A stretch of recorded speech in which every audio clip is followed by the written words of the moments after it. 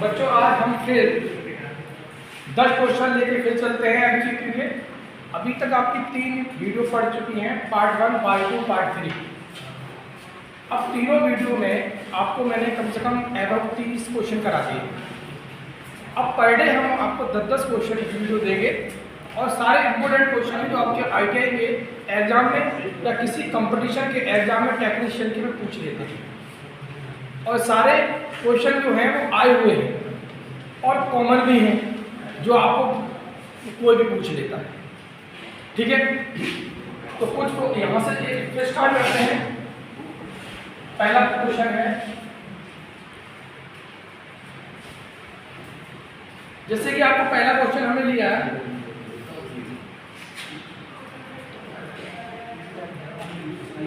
किसी परपथ में धारा 10 एम्पियर व प्रतिरोध 2 एम्पियर है, तो उस परपथ में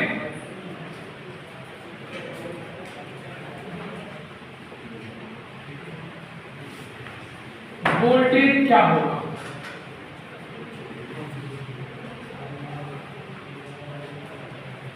ठीक है बेटा, इंपोर्टेंट क्वेश्चन है। अब यहां पर सबसे पहले बात हम यहां करेंगे कि हमको यहां पर पता ये होना चाहिए कि पूछ क्या रहा है। क्लियर है? यहाँ पे एक ट्रिक से मैं आपको बता दूं फॉर्मूले कैसे होते हैं। जैसे कि हमने एक ट्रायंगल बनाया, इधर बी लिख दिया, इधर क्या लिख दिया आर, और इधर लिख दिया आई। क्लियर है? ये ट्रिक है। इसमें क्या करेंगे आप, वोल्टेज है, विभव है, विभवांतर है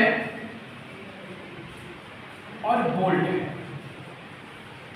इन तीनों का नाम क्या है बेटा? एक है। मतलब व्यक्ति एक है और नाम अलग अलग तरीके से हो सकता है। जैसे किसी का नाम घर पर शिवम बोलते हैं और स्कूल का नाम उसका है सौरभ है। कोई यार दोस्त उसको बोल देते हैं, कुछ भी बोल सकते हैं यार दोस्त, छोटे मियाँ, है ना, तो कुछ भी नाम ले सकते हैं, पर व्यक्ति क्या है? एक है, नाम अनेक है। क्लियर हो गया यहाँ पे? अब क्या है, आर का होता है प्रतिरोध और क्या होता है? ओम। क्लियर है? आर आई का होता है धारा, एम्पियर और करंट। अब करंट हमने इंग्लिश में लिख दिया है, धारा हिंदी में लिख दिया है, एम्पियर उसका मात्रक होता है। पर क्या है, चीज एक ही है, नाम व्यक्ति एक है और नाम अलग अलग नामकरण करते हैं। क्लियर? यहाँ तक समझ में आ गया? अब क्या करेंगे, पहले हम इसके ऑप्शन देखिए, पहले हम यहाँ क्लियर कर देते हैं। अब क्या फॉर्मूला बनेगा, हमने बी को छुपाया, क्या किया? बी को बराबर। अब क्या आई गुणा ये हमारा क्या है? वोल्टेज को पूछे। जब हमको आई धारा दे रखा है, क्या दे रखा है? धारा, और हमको आर प्रतिरोध दे रखा है, क्या बताना है हमको? वोल्टेज बताना या विभवांतर। क्लियर हो गया? अब बात करेंगे हम आर को छुपाया हमने, आर बराबर क्या होगा? B upon I. देखिए आर को छुपाया तो क्या बचा? बी अपॉन आई। क्लियर है? अब क्या है कि इसका जो है और इसका ये था, कोई नाम तो पूछ सकता है। अब है इसको वोल्ट या वोल्टेज या क्लियर हो गया। अब क्या करते हैं, अब हमने I को छुपाया, और जब I को छुपा दिया बेटा तो B अपॉन क्लियर हो गया, क्लियर हो गया। अब सुनिए, जब हमारा I बढ़ेगा, क्या बढ़ेगा, I बढ़ेगा, I कुछ लेगा तो वोल्टेज क्या है, ऊपर पहुंच गया, और रेजिस्टेंस क्या होगा, नीचे। क्लियर है। तो ये B बराबर हो गया आपको वोल्टेज, और R बराबर हो गया, यहां से फॉर्मूला बन गया। क्लियर हो गया आपको यहाँ तक फॉर्मूला।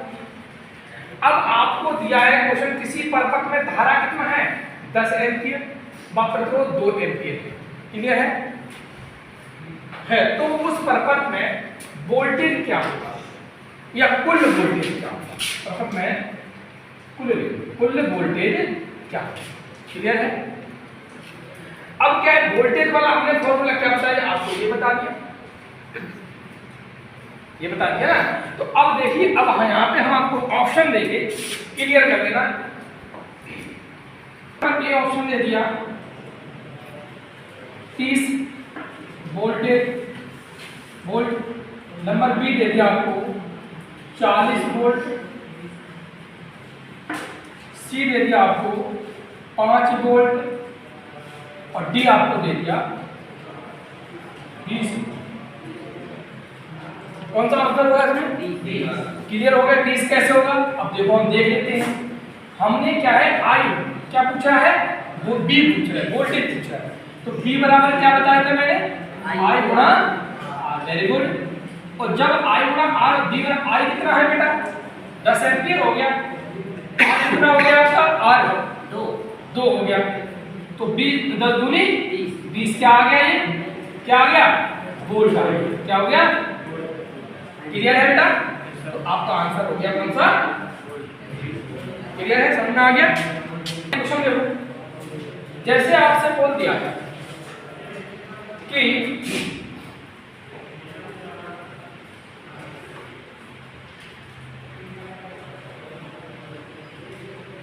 किसी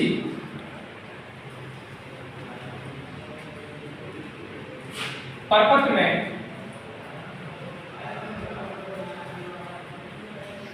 10 ओम के 10 ओम के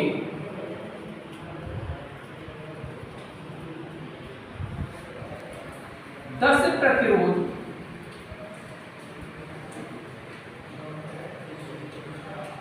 श्रेणी क्रम में जुड़े हैं, तो उस परिपथ का कुल प्रतिरोध क्या होगा। क्लियर है। अब आपसे क्वेश्चन ये पूछ लिया, नंबर ए ऑप्शन हो गया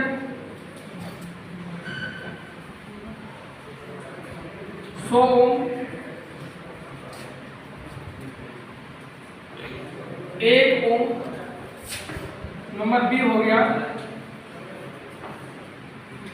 10 ओम, और नंबर सी हो गया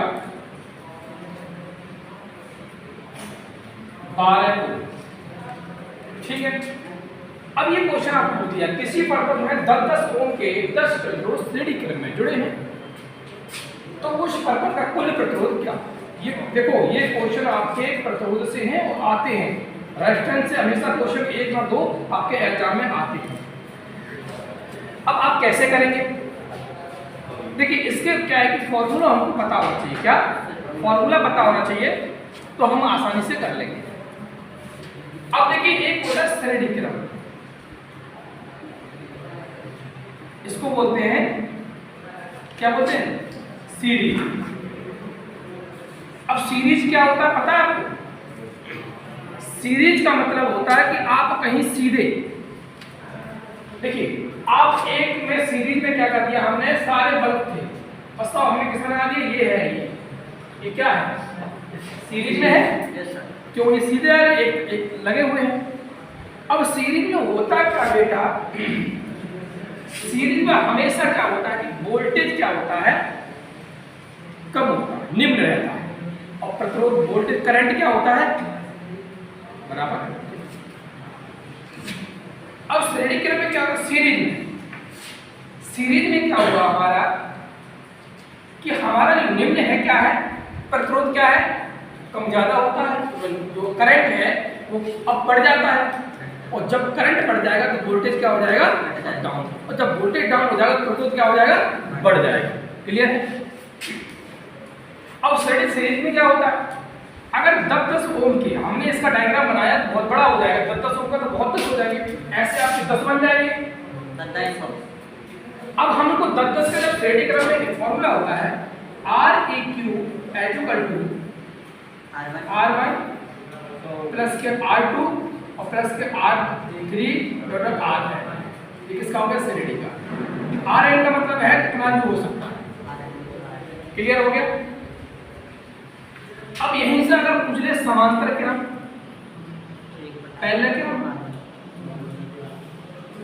और जब समांतर क्रम पूछ लेगा बेटा, समांतर में क्या हो जाएगा, 1/Req 1/R1 प्लस के 1/R2 प्लस के 1/R3 डॉट 1/R। क्लियर है।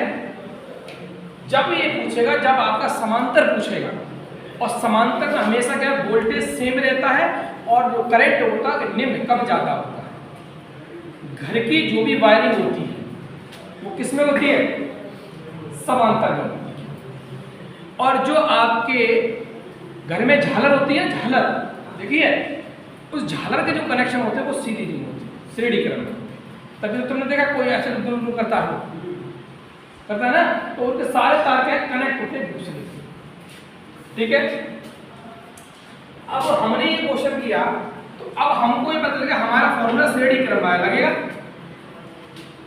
जब श्रेणी क्रम वाला लगेगा तो हम कैसे लगाएंगे, Req करके R1 R2 R3 लिख के सबको जोड़ देंगे।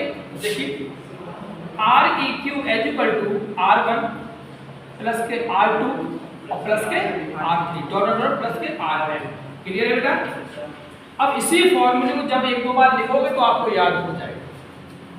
तो Req 10 ओम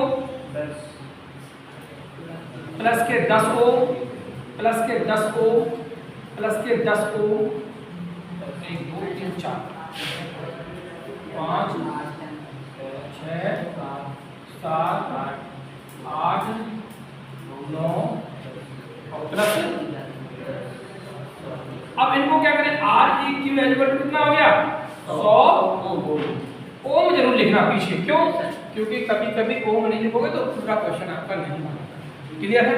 तो कितना आएगा इसका आंसर, क्लियर हो गया। चलिए नेक्स्ट क्वेश्चन। नेक्स्ट क्वेश्चन दिया है, जैसे आपको क्वेश्चन दे दिए,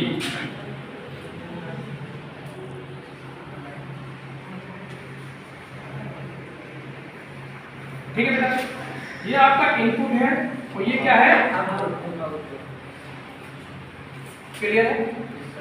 अब यहाँ पे दे दिए जैसे 2 ओम है, यहाँ 4 ओम है, यहाँ 8 ओम है, यहाँ 12 ओम है। क्लियर हो गया।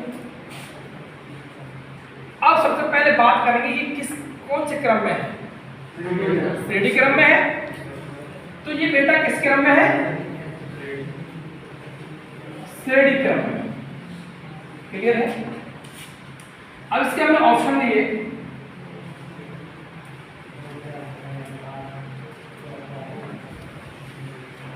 छब्बीस ओम, 28 ओम, 30 ओम और 101 ओम। अब आंसर क्या आएगा, जब हमने बताया जो श्रेणी क्रम में होता है तो Req कौन सा फॉर्मूला लगा, तो Req R1 प्लस के R2 और प्लस के R2 R। क्लियर है बेटा। इस फॉर्मूले में रख दो आप, ये क्या है आपका फॉर्मूला।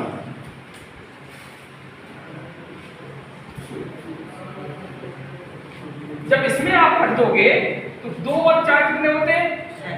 6 और 8 कितने होते हैं? 14 और 12 कितने होते हैं? तो कौन सा आंसर हो जाएगा आपका? क्लियर है? कोई दिक्कत? क्वेश्चन है आपका,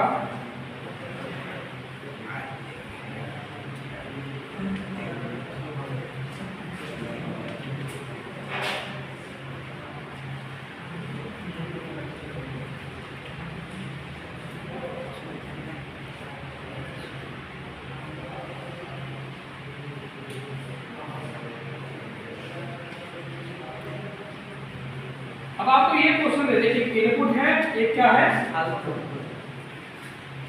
अब ये सारे जो है, एक है 2 ओम का, एक है 8 ओम का, एक है 4 ओम का, एक है 10 ओम का। क्लियर है? अब आपको ये कैसे निकालना होगा? पहली बात ये किस क्रम में है? ये समांतर। समांतर, वेरी गुड। तो किस में है? समांतर। हमने अभी स्टडी कर रखा है समांतर। समांतर का फॉर्मूला क्या होता है बेटा? 1/r(eq) equal to 1/r1 plus के 1/r2 प्लस के 1/r3 और 1/r। क्लियर है? तो ये फॉर्मूला आपका होता है।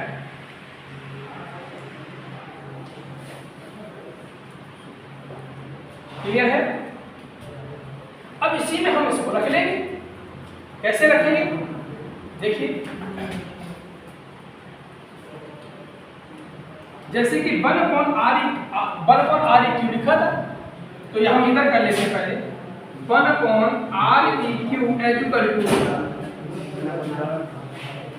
1 कितना आ गया बेटा? 2 है, बात नहीं। 1/8 प्लस के 1/4 प्लस के 1/,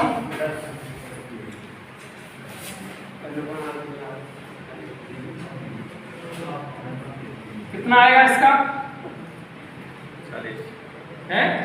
40। Very good. जब 40 आ जाएगा, 2 से करें कितने बार जाएगा ये?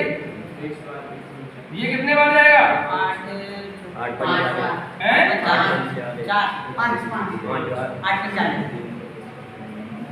8 बजे? Very good. 4 का 10 और ये कितना? 4।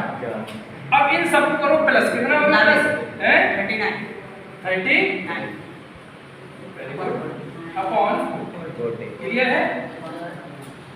अब चीज एक प्लस क्वांटम में आपको ऑप्शन पकड़ने का तरीका बताइए अभी आपको। 1/r(eq) बड़े क्वेश्चन को आपको सॉल्व भी नहीं करने पड़े, उससे पहले आप टिक मार दोगे। मैं बता दूंगा आपको टिक बढ़िया से। अब आपने कितना कर लिया? अब इसको क्या करेंगे? 39 प्लस 40 इनको क्रॉस बाय कर देंगे, तो R(eq) इक्वल टू कितना आ जाएगा? 40/39। करके देखो कितने बार जाएगा? 30 कम 13 कितने बार गया? एक बार गया। और लगा दे, बचा क्या? फिर एक बचा, एक बचा, फिर 0 बढ़ा लिया, पॉइंट में चला गया ये। ठीक है? तो ये पॉइंट एक कितना आ गया? देखो 1 आया। ठीक है? तो 1 आने के बाद अब एक बार चला गया, एक बचा, 0 बढ़ा दिया, तो कितना हो गया? n हो गया। फिर एक और 0 बढ़ा लिया, तो पॉइंट लगा के 0 बढ़ा के ना, फिर 0 बढ़ाया, फिर कितने बार गया? एवब 1 के रखो, मतलब 1 के एवब रखो, 1 के एवब रखो। अगर 1 के एवब आ रहा तो लिख दो, कोई दिक्कत नहीं है, 1 से अधिक लिख देंगे। अब ऑप्शन आपसे पूछ लिया, ये ऑप्शन दिया आपसे 1 से अधिक। अब आपसे बी लिख दिया 5 O, और नंबर सी लिख दिया 15 O, और नंबर डी लिख दिया 100 O। तो कौन सा बताएंगे आप? 1 से। क्यों? अब रीजन समझो क्यों। अब हमको ये सॉल्व करना नहीं आ रहा, पर यहाँ पे 100 की जगह है, तो उसके ऊपर ऑप्शन दे देना, नॉट बी निकाल। चलिए हाँ, ये बात मान लेते हैं। Very good. हम यहाँ कहते हैं इनमें से कोई नहीं, इनमें से कोई नहीं, कोई नहीं। चलो हमने यहाँ दे दिया। क्लियर है? सबसे पहली कॉल थी आपसे, ट्रिक क्या है? आपको क्वेश्चन सॉल्व ही नहीं करना पड़ेगा, आप बस देख के क्वेश्चन आंसर लगाएं। जब कितना भी बड़ा क्वेश्चन दे दिया जाए आपको समांतर में, समांतर कितना बड़ा क्वेश्चन दे दिया जाए तो आपको ये करना जरूर खत्म कर दो। क्यों? जो भी 2 से कम होगा, पहला ओम है ना जो, इससे जो भी कम होगा, जैसे 2 है, यहाँ 1 होता तो 1 से कम आता है, निकाल देखिए आप। Yes sir. 2 से कम होगा तो समझ लो वही आंसर होगा। जब कोई एकदम बड़ा क्वेश्चन देता तो ऑप्शन में ही आंसर दे देता है। जो बच्चा थोड़ा भी अगर होशियार होता है, नहीं तेज होता है, तो वो आराम से कर लेता है, इतना समय बर्बाद नहीं करता। क्योंकि टाइम मात्र बच्चे को एक क्वेश्चन पे 30 से 35 सेकंड मिलते हैं। क्लियर है? क्योंकि जब पेपर लेंथी होता है तो टेक्निकल में क्वेश्चन थ्योरी ऐसी आती है कि 2-3 बार पढ़ने के बाद क्लियर होता है कभी-कभी तो, और कभी-कभी ऐसी थ्योरी आ जाती है एक बार में पढ़ा भी नहीं क्वेश्चन पूरा, आंसर टिक मार दिया। टाइम का बहुत बड़ा महत्वपूर्ण होता है, टाइम आपके लिए बहुत महत्वपूर्ण माना जाता है। ठीक है? बुक कभी भी सिलेक्शन जो होता है वो आपका टाइमिंग पे, प्रैक्टिस सेट पे बहुत ज़्यादा डिपेंड करता है। आप प्रैक्टिस सेट लगाना स्टार्ट कर दो, टाइमिंग फोन से लगा के स्टार्ट देना स्टार्ट कर दो, आपकी टाइमिंग बहुत बड़ी भूमिका निभाती है सिलेक्शन देना। अब आप एक क्वेश्चन में अटक गए, उसमें 5 मिनट खा लिए, तो आगे वाले क्वेश्चन में गड़बड़ हो गए। अब क्या है, चलो आगे वाले की बात करेंगे इसके बारे में, कि क्वेश्चन पेपर में कैसे सॉल्व करना चाहिए। चलिए, अब 2 है, 8 है, 4 है और 10 है। अब 2 है, हमने आपको 2 से अगर कम ऑप्शन में दे दिया है तो बस बिना सोच समझे लगा दो, 100% सही है। अगर आपका 2 से कम है तो 100% लगा दो, सही है समांतर में।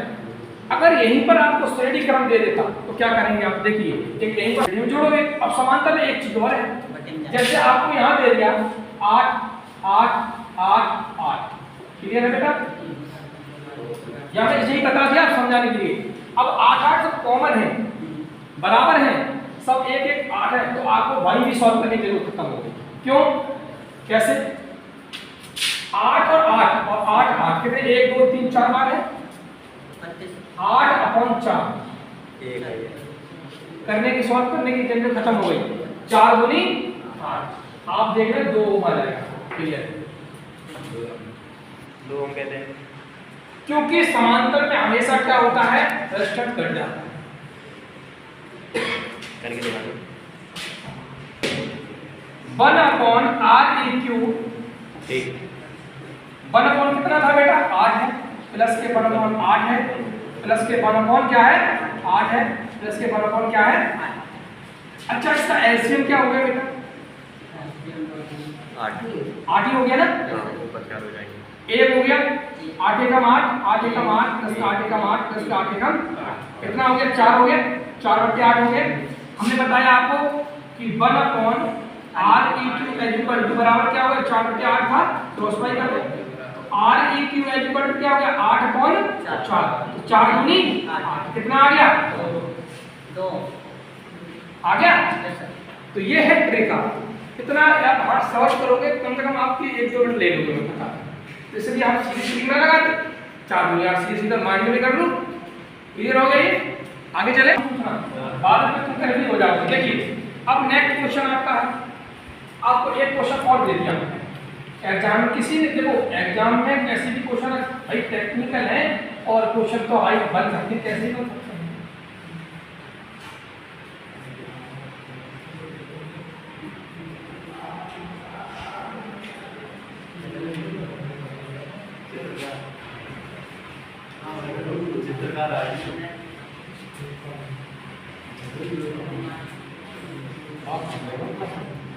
इनपुट है और क्या है? अब देखो यहाँ पर मैं आपको एक क्वेश्चन और बता रहा हूँ। सबसे पहले आप क्या करेंगे, यहाँ पे 2 कोण रख लिया, 2 कोण रख लिया, 2 कोण रख लिया और 2 कोण रख लिया। ये है 1.75 कोण। क्लियर है?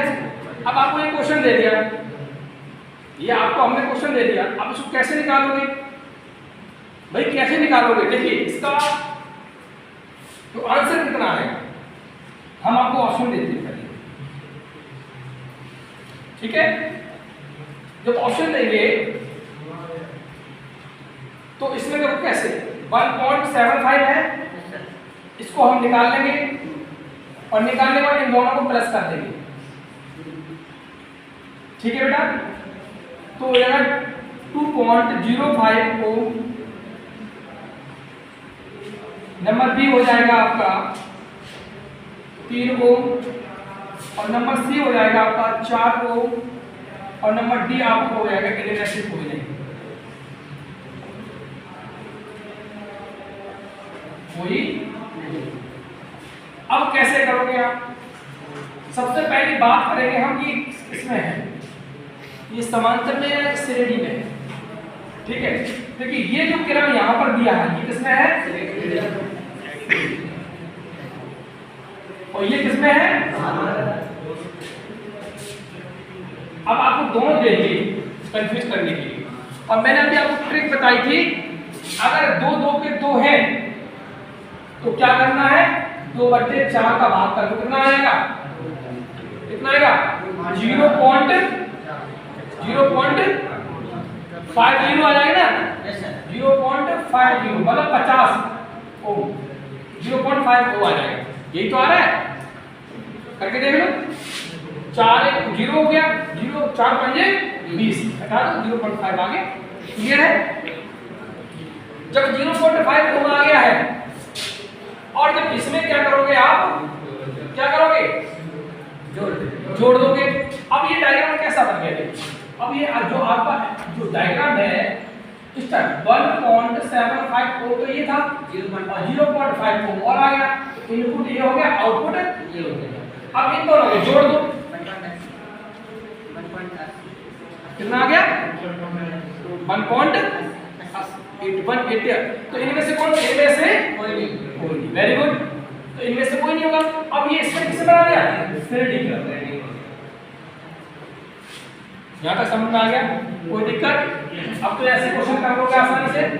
चलिए क्वेश्चन दे दिया, नेक्स्ट है आपको क्वेश्चन दे दिया कि एक लैंप है, एक लैंप है और 100 वाट का है। कितने वाट का है? 100 वाट। और प्रतिदिन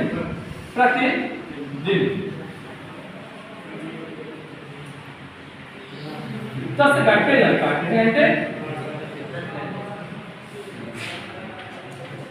तो एक दिन का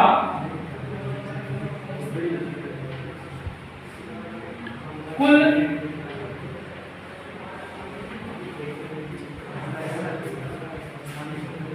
खर्चा, कुल खर्चा क्या होगा? है क्या होगा? और प्रत्येक यूनिट एक यूनिट 3 रुपए 75 पैसे।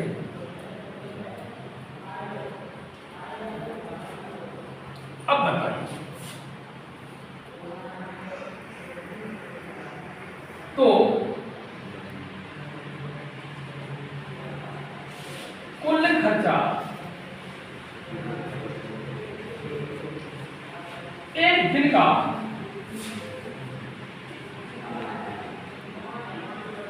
बताइए, और दोनों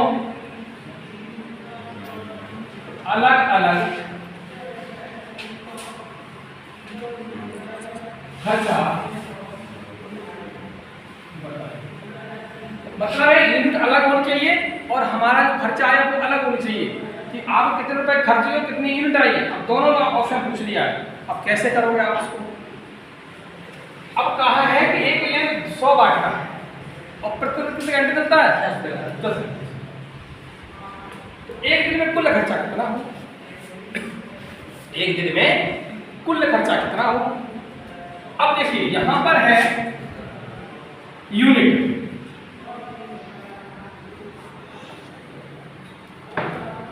तो सबसे पहले बाट ले लेंगे, गुणा घंटा ले लेंगे, गुणा डे ले लेंगे, अपॉन 1000 से क्या करेंगे? भाग करेंगे। तो ये यूनिट निकला। क्लियर है? अब कैसे निकालोगे इसको? देखिए हम ऑप्शन दे रहे हैं आपको 3.7 पैसे टू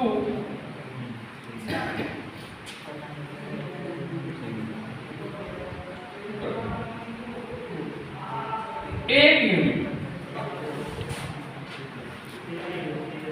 यहां पूरा करें यहाँ पे प्रोसेस। नंबर बी है, बात ना करो, 1 यूनिट कॉमा 10 रुपये। नंबर सी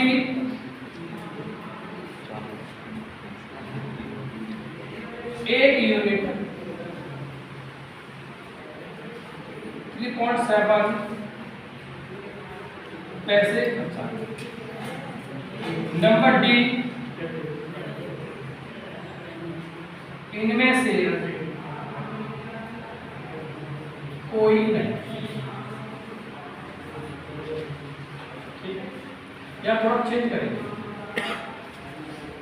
अब देखिए आपका क्या है कि ये क्वेश्चन पूछ लिया, आंसर ऑप्शन आपको ऐसे दे दिया। अब आपका ऐसा क्वेश्चन कोई भी छोड़िए, ये आपका फॉर्मूला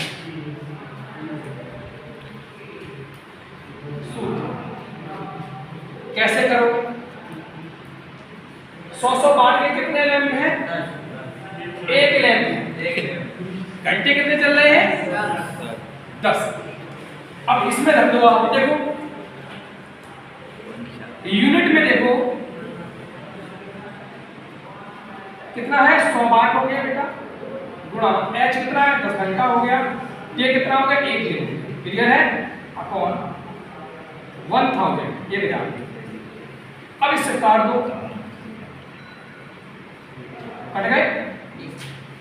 अब जो यूनिट था कितना आ गया, 1 दिन का खर्चा है, कितने दिन का, 1 दिन का, मतलब जब 10 घंटे चलाओगे तो आपके 1 यूनिट खर्च होगी, जब 100 वाट का बल्ब जलेगा। ठीक है, और प्रत्येक यूनिट जो है 3 रुपए 75 पैसे। क्या रुपए है? 3 रुपए 75 पैसे।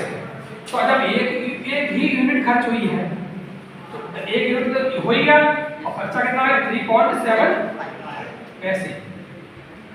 ये दे रहा है आपकी जो पैसे है, यूनिट है वो कितनी है, 3.75, और 10 बल्ब है और 10 घंटे चलते हैं, कितने, 1 दिन का खर्चा पूछ रहा है। क्लियर है बेटा? तो जब आपको ये पूछ लिया तो आंसर कौन सा आएगा, 1 यूनिट और 3.75 पैसे, कि मतलब 1 यूनिट का खर्चा इतना आएगा। अगर यहीं पर वो कहते 30 दिन का तो यह पूरा 30 का होता, कहते 20 दिन का 20 का हो जाता, 10 दिन का 10 का हो जाता। मतलब आपको ऐसे सारे पहले बाटों को क्लियर कर लो, सारे बाट एक साथ जोड़ लो, और जोड़ने के बाद घंटा जोड़ लो। घंटे अगर अलग अलग है तो सबका अलग अलग ऐसे निकाल लो, तो डायरेक्ट यूनिट निकाल लो, उसके बाद निकाल सकते। क्लियर हो गया? कोई दिक्कत, एनी डाउट? No sir. चलिए नेक्स्ट क्वेश्चन।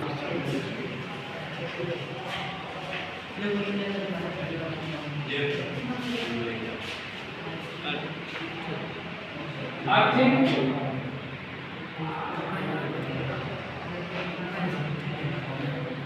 करते समय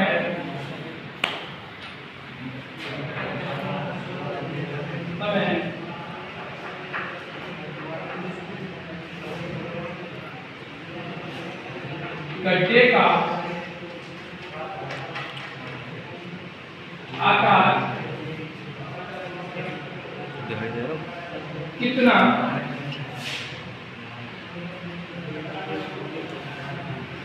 चौड़ा होना चाहिए। प्लेट अर्थिंग करते समय गड्ढे का आकार कितना चौड़ा होना चाहिए, आकार कितना होना चाहिए, ठीक है, होना चाहिए। ऑप्शन है पहला 90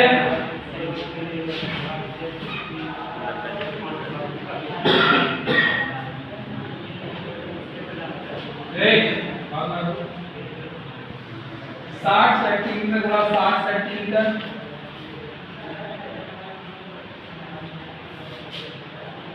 नंबर बी है 30 सेंटीमीटर गुणा 30 सेंटीमीटर, और नंबर डी है 20 सेंटीमीटर गुणा।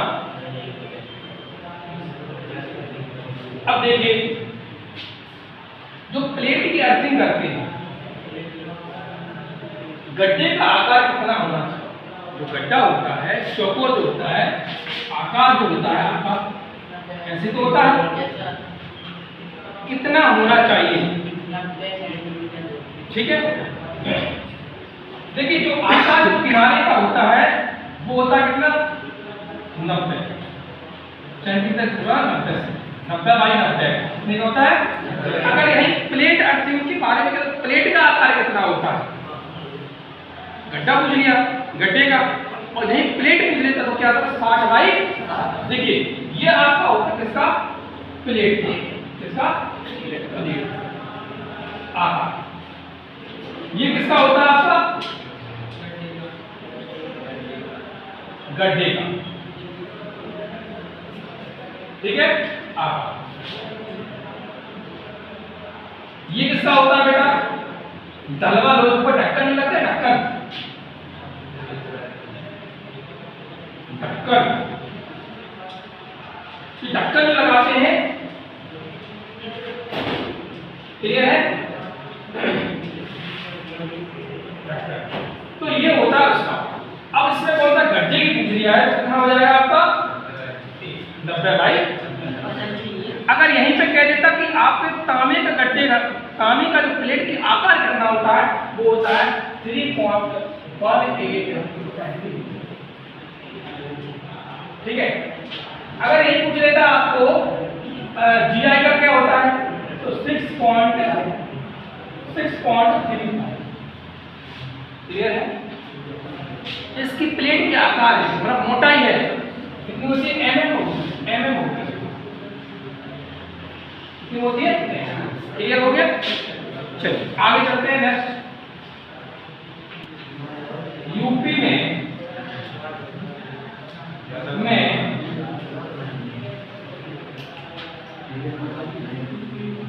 बिजली घरों पर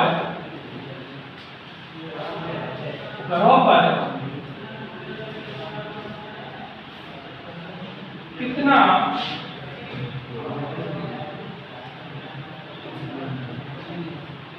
पर भूमिका कितना प्रतिरोध होता है? नंबर ए है 2 ओम, नंबर बी है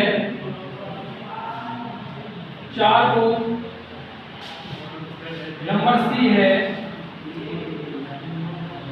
3 ओम, और नंबर डी है 3 ओम से 5 ओम का।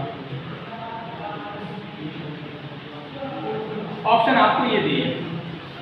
इसने कहा कि यूपी में, उत्तर प्रदेश में, जहां, देखिए हमने यूपी क्यों लिया इसे, ऐसा नहीं यूपी में ही होना चाहिए, जहां पर पत्थर कंकड़ नहीं होते हैं। क्या नहीं होते? पत्थर कंकड़ नहीं होते हैं, वहां पर जो मिट्टी अच्छी होती है, वहां के बिजली घरों पे जो हम अर्थिंग करते हैं, तो ट्रांसफार्मर को कनेक्ट करना होता है, या पैनल को कनेक्ट करना होता है, या फीडर को कनेक्ट करना होता है, या बड़ी लाइनों को कनेक्ट करना होता है, वहां पर कि जो प्रतिरोध जो जमीन का जो अर्थिंग लेते हैं, उसका ओम जो होता है कितना होता है? 3 से 5 का। 3 भी होता है, 5 भी होता है। क्या होता है? प्रतिरोध होता है। क्लियर है? अब यहीं पर अगर राजस्थान की बात करें, किसकी? राजस्थान की। जहां पर रेतीली जमीन है, जहां छोटे छोटे कंकड़ हैं, वहां के बिजली घरों पर अर्थिंग करते हैं, वहां कितना होता है बेटा? वहां होता है 8 ओम प्रति। कितना होता है? 8 ओम। अपने यूपी हरियाणा में कितना होता है? 3 से 5 ओम तक। अगर आपको ऑप्शन में 3 दे दिया हो और 5 ना दिया हो तो 3 लगा दो। अगर 5 दे दिया है तो 5 लगा दो। अगर 5 देगा तो 3 नहीं देगा, 3 देगा तो 5 नहीं देगा। अगर दोनों देगा 3 से 5 तक तो 3 से 5 तक। क्लियर हो गया ये? नेक्स्ट क्वेश्चन,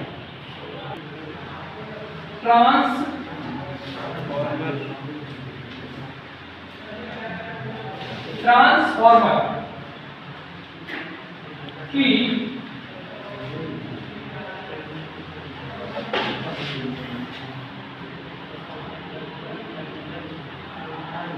दक्षता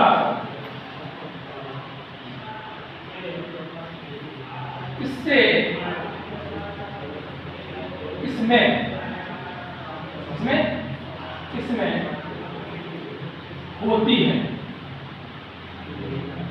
option number A KWH, number B HP, number सी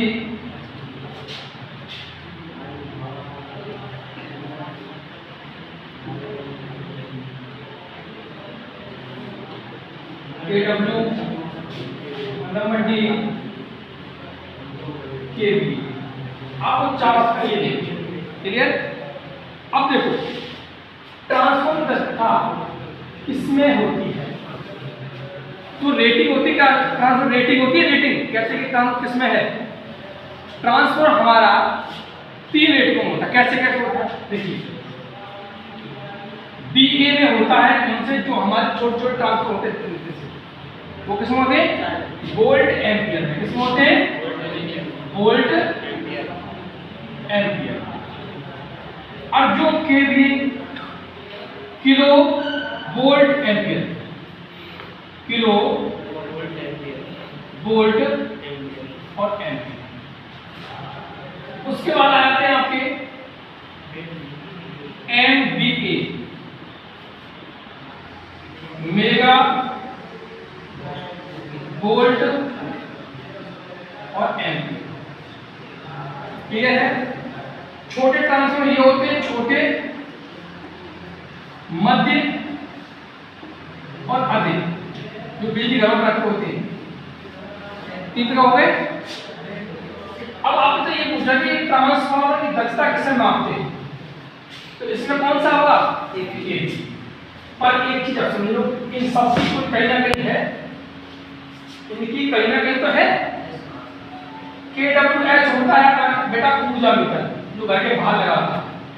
ऊर्जा किलो वोल्ट घंटा, हर घंटे में रीडिंग लेना हर घंटे की रीडिंग देना। अगर आपने 10, हमने अभी आपको क्वेश्चन कराया था कि 100 वाट के एक बल्ब, 100 वाट का बल्ब कितने घंटे चलता है? 10 घंटे चलता है।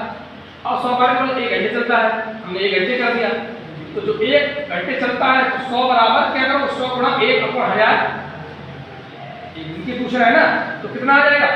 कम आ जाएगा ना।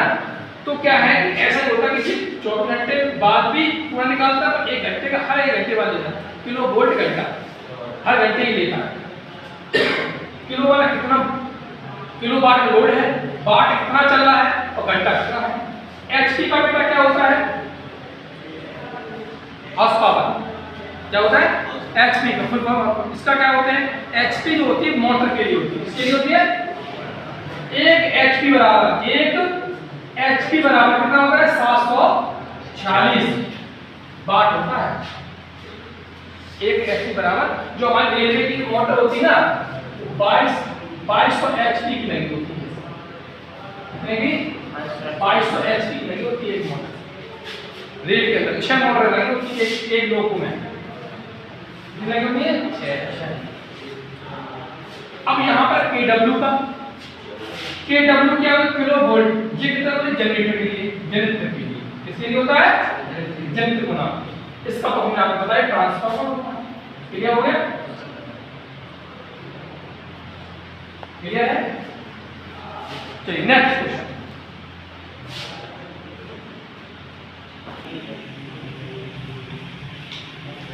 हीटर का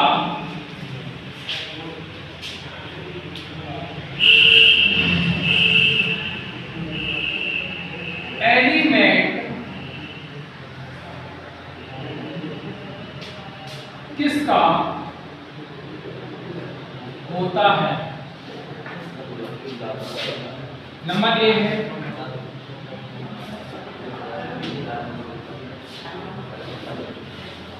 रागा, नंबर बी होता है तावा, नंबर सी होता है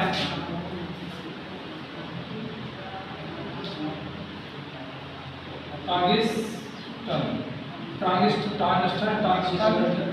और नंबर डी हो गया आपका नाइट्रॉन। इसका बना होता है, इसका बना होता है जो आपका हीटर होता है, हीटर इसके अंदर तार ऐसे करके फंसा नहीं होता है, ऐसे करके, वो किसका बना होता है? नाइट्रॉन। किसका बना होता है? ट्रांजिस्टर में क्या होता है? बल्ब के अंदर बल्ब होता है। बल्ब के अंदर जो एलिमेंट होता है, इसमें बल्ब में कौन सी गैस पैदा होती है? आर्गन। कितना इसका गलनांक कितना होता है? गलनांक होता है कितना? 1800 से लेके 2500 तक डिग्री सेंटीग्रेड तक, 2500 डिग्री सेंटीग्रेड तक।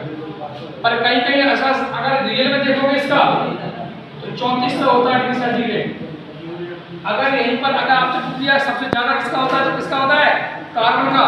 कार्बन का होता है, कार्बन का 3500 डिग्री सेंटीग्रेड। और सबसे कम किसका? टिन का 232 डिग्री सेंटीग्रेड।